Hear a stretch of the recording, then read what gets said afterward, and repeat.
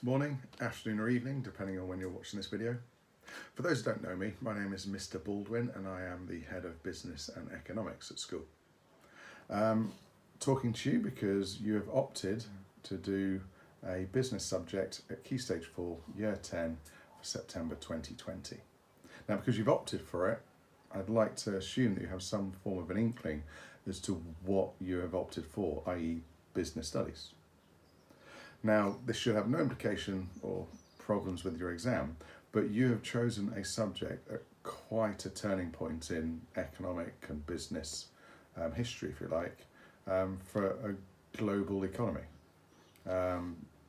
We're moving through a global pandemic, the first of its kind in modern history. Britain itself is transitioning towards a Brexit, leaving the European Union. Myself, I've never existed as a being outside of the European Union, so I don't know what that entails. Over time, you'll understand what my viewpoint is on the situation, and hopefully you will form your own. But both this global pandemic and the Brexit situation are going to have huge implications for the global and particularly the UK economy. Governments tend to try and deal with things one thing at a time.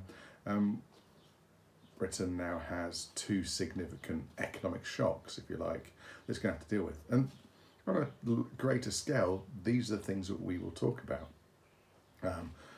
When you join Year 10 in September, hopefully things will be back to normal. I won't be talking to you from my little conservatory, or what you can probably tell is like a playroom. For my kids, not me obviously. But we'll be back together in September and we'll be discussing how, why and for what purpose business exists. Now, 99% of the time, and this is reflected in the exam, business exists for profit. You get a small proportion of businesses that are altruistic and exist to do something nice for society. I've got a friend who has a sort of wakeboarding outside sport company in France. And obviously he's struggling at the moment because the pandemic means at the moment he can't travel out there. But he's hoping that air bridges are going to be created and he'll be able to start his business back up again. But in the build up to him starting this company and selling a previous one, he's always done altruistic sort of endeavours. So in Bristol, where he lives, when he's not in France, he has a couple of network groups whereby he organises and in part takes people to the coast just to as a social event. He doesn't make any money from it. He just organises it and gets dozens of people to go for a surf, kayaking, climbing, whatever it is. He just enjoys that social endeavour of doing that.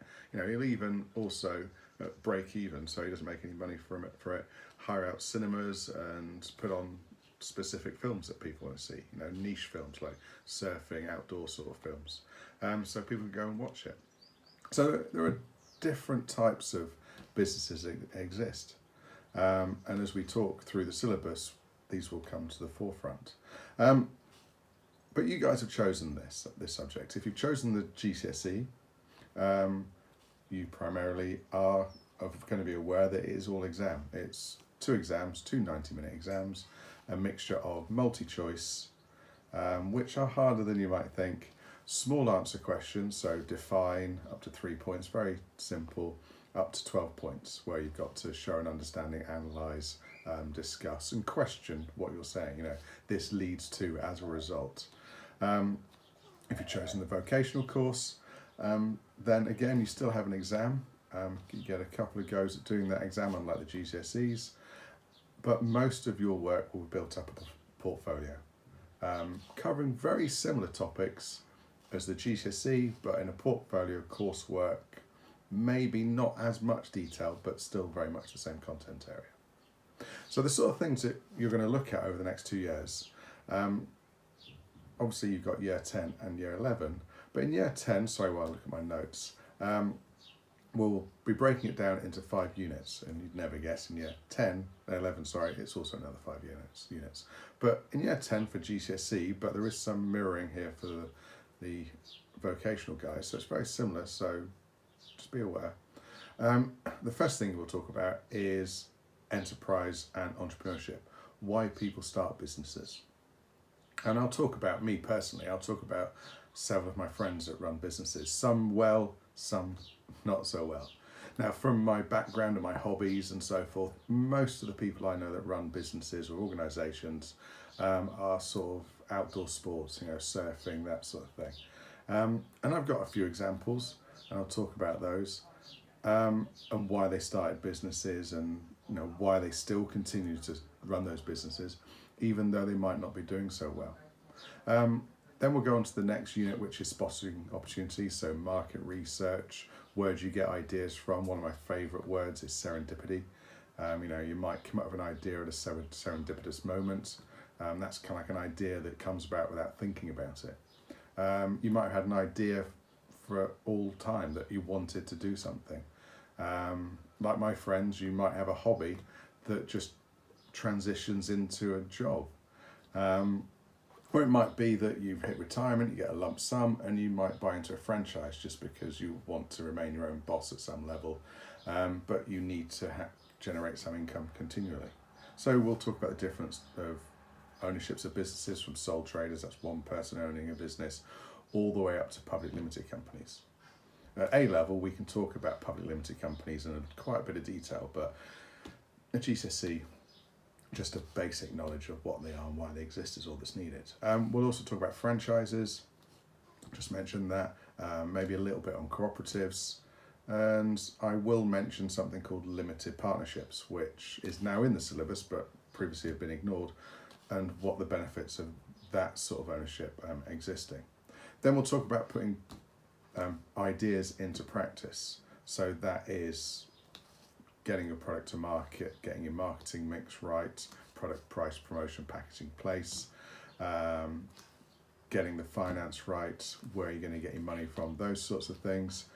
And then we'll bounce on to making the business effective. So that's the sort of next layer of that. So understanding the product life cycle, where you exist on that, the Boston matrix, again, they sort of fit together, marketing maps.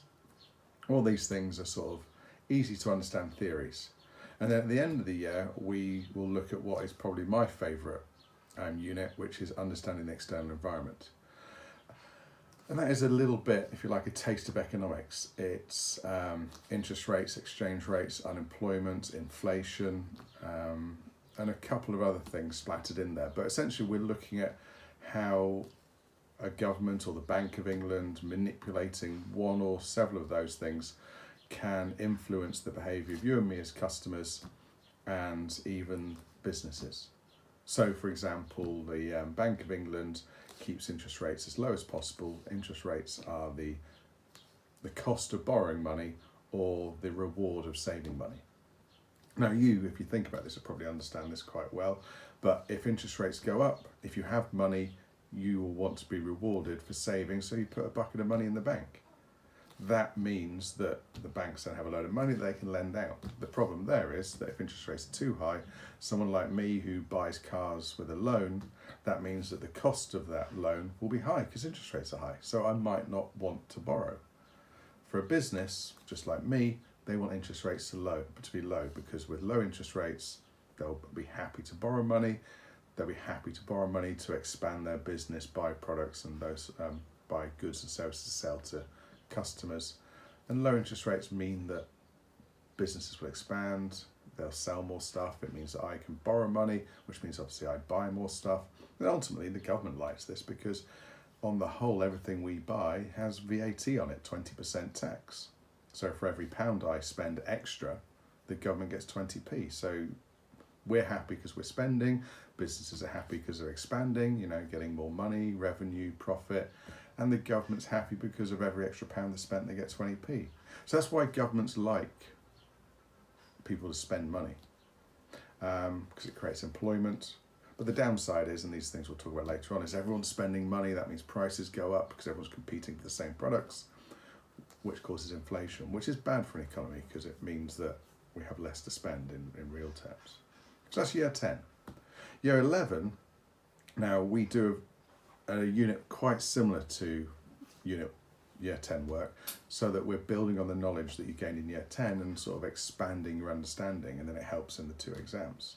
So we talk about growing a business, and that's where we go into a bit more detail about, sole traders all the way up to public limited companies, about making marketing decisions. So we do a light touch of the marketing mix in year 10, then we look at it in a little bit more detail, and we're prepping up for exam questions about, you get given an example, should company A increase their prices, or should they source better materials, so improve product, or should product B reduce their prices, or increase customer service. So that's part of product again.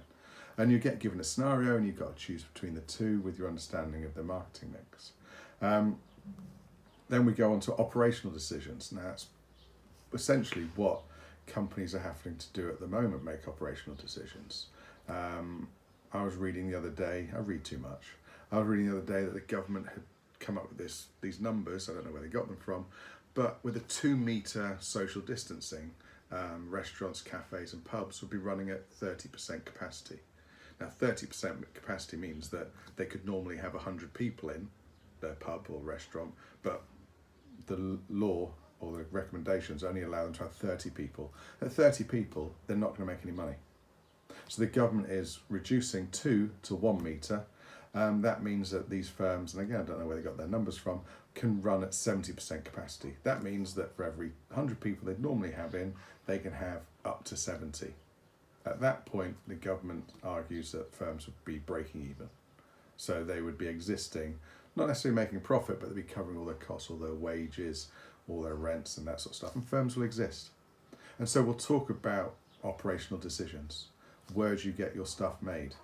I'll talk about these things in lessons, but I try my best to buy clothing and stuff that is a little bit ethical, maybe made in the UK, or at least some part made in the UK, try and support small businesses, because I'm aware of the difficult existence of firms doing those things in the UK, because costs are higher, rather than buying it in bulk from Taiwan or China at lower costs. So operational decisions. Are your customers going to be happier with a slightly more expensive British made or British finished or organic cotton t-shirt, or will your customers be happy with something made by children that they don't really care about, from a factory in Indonesia that's 1/3 of the price? And you've got to work that out, you've got to balance that out, you've got to know who your customers are. Then we bounce on to making financial decisions. I tend to leave that till last, because unless you enjoy maths, it's not the most fun. But that is simply things like break-even point, looking in a little bit more detail about costs and profits and revenues and incomes, those sorts of things. Even looking in a bit more detail about calculating payback periods. If you borrow some money, how long is it going to take to pay back, and interest rates, and a couple of other things. And then finally, the last unit, or as I said, I sort of tend to tweak those 2 around, the last 2, is human resources. How do you look after your people in your workplace? Are you like a McGregor X person? McGregor is a theorist on human behaviour, and he said that you have either McGregor X or McGregor Y people. McGregor X people are sweeping statements, but like McDonald's. So you can't allow individual freedom and creativity in a McDonald's shop, because Dave, who makes the burgers or puts all them together, might be coming out of all sorts of things. Oh, this is my 3-burger special, but the customer only wanted a McBurger. Oh, but I was being creative. And it doesn't work. You need them to simply do what they're told to do. And how do you get them to work harder? You either pay them more money, or you give them perks, or you shout at them. They're McGregor X people. I would argue that most of you guys are McGregor X. Without close supervision, you'll get bored, or you'll change angle, or whatever it is, or you'll not do the work. He also said there's McGregor Y people, if you like, yes people. These people are the creative ones, so they'll be the ones that work for Google, they'll be the ones that work for creative industries, the arts, the TV, the films. I'd like to think that teachers as well, allowed to be a little bit creative and flexible within it. But we'll talk about McGregor, we'll talk about Maslow, hierarchy of needs, and a couple of other things. But that's what we'll do over 2 years. Now, this is the end of the first video. I hope it's given you a little bit of an intro as to what you're going to do, and I'll speak to you next time. Okay, cheers.